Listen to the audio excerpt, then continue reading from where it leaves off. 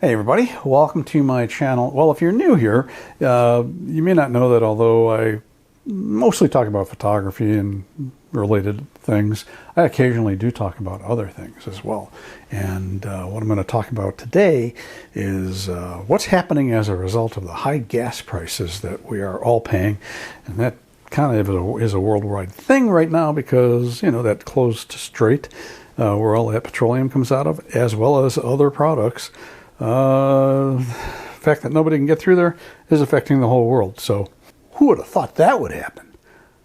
Today, what I'm going to do is talk about EVs, because one of the unintended consequences of what the current administration has done is generating a whole lot of interest in electric vehicles, because electric vehicles cost way less to run and to fuel than gasoline vehicles, and we'll get to that. So today, I'm going to talk about EVs, some of the myths about them, and we're going to talk about why there is about to be a fairly large supply of low-mileage electric vehicles available.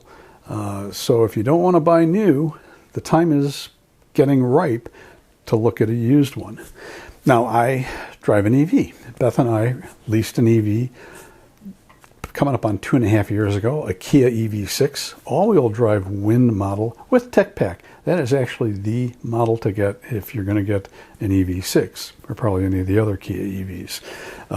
It's fairly reasonably priced, has all-wheel drive, and the tech pack has cameras all around and all that stuff. So, but what I thought we'd do is kind of go through a few of the myths regarding EVs and then get into why there is going to be kind of a big supply of used ones for folks who want to go in that direction.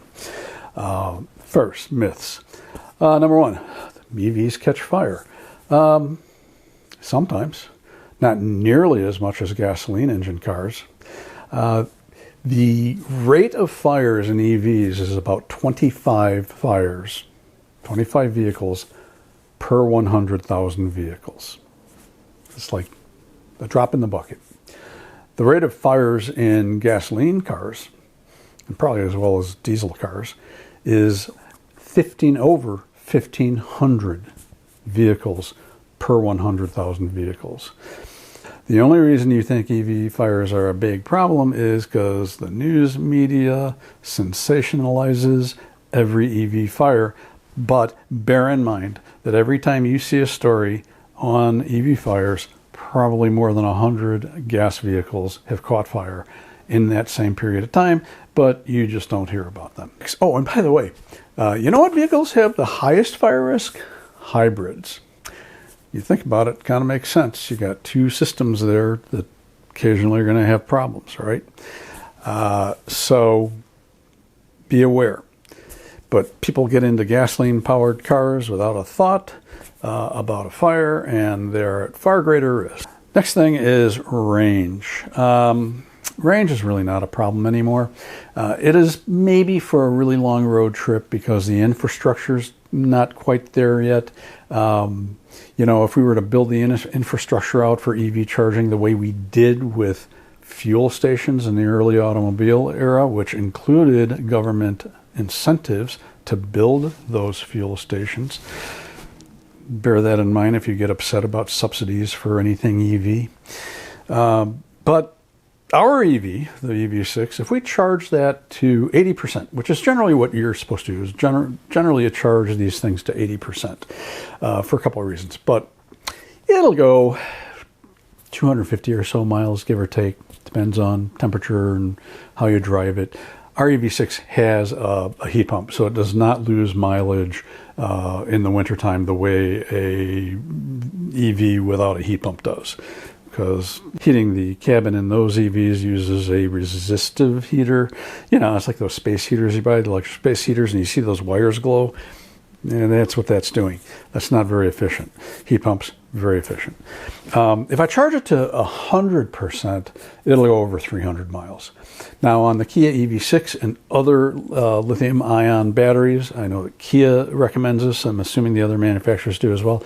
It's recommended that you charge to 100% once a month. And why is that? Well, bear in mind that there is what's called battery degradation, and that gets overblown as well. It is like minuscule. These batteries tend to last longer than the vehicle does, and they all have warranties of around 100,000 miles or so on that battery. But batteries do degrade every charge cycle, whether it's in the EV or it's in your phone. That battery is degrading a little bit. So that 100% charge every month essentially calibrates the battery management system to know what 100% is, because it's just slightly different each time, right? Not a whole lot, but slightly. So we took a trip to Door County here from Chicago, so Door County way up in Wisconsin. That trip was not a big deal. We charged twice on the way up at high-speed chargers. The EV6 will charge from 10% to 20% in 20 minutes. At no time were we down to 20%. We're usually down around 40%, so our charges were like 10 to 15 minutes. Enough time to go in and commune with nature and grab a drink or a snack and come back to the car. So range, not a problem. And when I was a kid, I was thinking about this. When I was a kid, my parents were teachers. We took a lot of vacations. We had these long summer vacations and did a lot of driving trips. My parents had a 1965 Ford Country Squire station wagon. 352 cubic inch V8, 4-barrel carburetor, dual exhaust. That's probably around 5.5 liters. I suppose it's about 5.5 liters or so in metric. That car on the highway on its own got 15 miles to the gallon. However, we pulled a trailer. We had a 14-foot travel trailer. A whole lot of wind resistance and drag, right? Towing that trailer, that car got 7 miles to the gallon. It had a 20-gallon gas tank. Do the math. We stopped for gas all the time. So my attitude about range after having that experience is 250 miles of range is fine by me, because by the time I go 250 miles, I'm going to have to stop and take a break anyway. Interestingly, one little bit, I just saw a review of the new Chevrolet Bolt, and GM has switched from lithium-ion batteries to lithium iron phosphate batteries. And those batteries can be charged to 100% every time you charge them. Now, you don't want to do that on a road trip. Why? Because when you charge to 80%, that's very quick, but that last 20% is actually very slow. So if I charge my EV6 to 80% and I keep going at a high-speed charger, it's going to be almost another hour before it fills that final 20% up. So think about it this way. You go to a movie, let's say it's a really popular movie, you get to the theater, you get there early, you can find a seat right away, right? But that theater fills up, and those last people getting in, maybe the last 10 to 20%, they're having to hunt for seats. That part takes longer. That's sort of how the battery works. Why is there going to be a a pretty big supply of used EVs? That's because a lot of people did what we did. We leased our EV6. And the reason we did, well, there are actually two reasons. The first reason is we felt with technology changing as fast as it is, it might not be a bad idea to lease the car, and if technology changes, turn it in and get, a new car with newer technology. We actually looked at a new EV6. It's got a slightly bigger battery. I think it's, instead of 77 kilowatt hours, it's 88 kilowatt hours, so it's a little bit bigger, so a little bit more range. But really, there wasn't enough of an appreciable difference for us to decide to get into a new vehicle. Plus, because of the fact that we got the $7,500 tax credit and we traded in our own vehicle, our monthly payment was really low. And if we got into a new one, the monthly payment would have been extraordinarily higher than what we pay now. And that $7,500 tax credit, that's the other reason we leased, because under that old law, which is no longer in effect, you could not get that $7,500 credit if you bought a foreign-made EV. You had to buy an American-made EV. So like a Chevy Bolt, Ford Mustang Mach-E, the Ford Lightning pickup truck. No way was I going to buy one of those. But there was an exception. And the exception was if you leased the vehicle, because a leased vehicle is considered a commercial vehicle. And so when you leased the vehicle from the dealership got that $7,500 tax credit, which they then took off the price of the car before figuring the cost of your lease. In our case, they took that off, and they took $10,000 off for our trade-in, and that's why the price of the car came way down, and we got a pretty good deal. So, of course, that's all gone away now. So if you buy a new EV made here in America, you're not going to get that credit, although that new Chevy Bolt starts at $29,000 for it, and there's really gasoline cars about the same type market segment are roughly the same cost. So you may want to buy one of those new things. Like I said, it's gotten good reviews. But if you want a used one, there are all these people who are going to be turning in these leased EVs and either turning them in and, getting something else or getting a new EV. And that means those dealerships are going to be taking in EVs with relatively low mileage. Our lease had 36,000 miles included in it. If we went over that, it was going to cost us extra. So you're going to find a whole bunch of cars coming in that have, around 30,000 miles on them. In today's vehicles, that's not a whole lot. So what I would do if you're interested in getting one of these used EVs is start calling around to your local dealerships that carry the brands that make EVs and just say, hey, I'm interested in a used EV, and I'm guessing maybe you're going to be getting some leased vehicles back in. Shoot me an email when you get something in and just give them an idea of what you're looking for. And then you're probably going to get a really good deal on a fairly lightly used vehicle and bye-bye high gas prices. As far as the cost of charging here at home, because we do have a charger in our parking spot in our garage. Our building actually has a contract with an electrical contractor who specializes in EV chargers. And so there's a flat fee to put a charger in your space here, no matter how far they got to run conduit from the meter room. And that does bring up a point. EVs aren't going to be for everybody. If you don't have a way to charge at home and you don't have public charging in your area, EV is probably not for you. But if you can do it, it's great.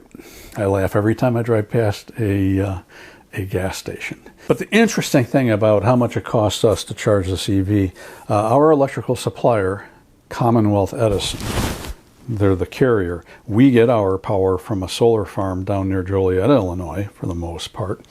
But our meters are smart meters. And Commonwealth Edison sent me a questionnaire just asking questions about our home and what sort of things we do, and if we have an EV.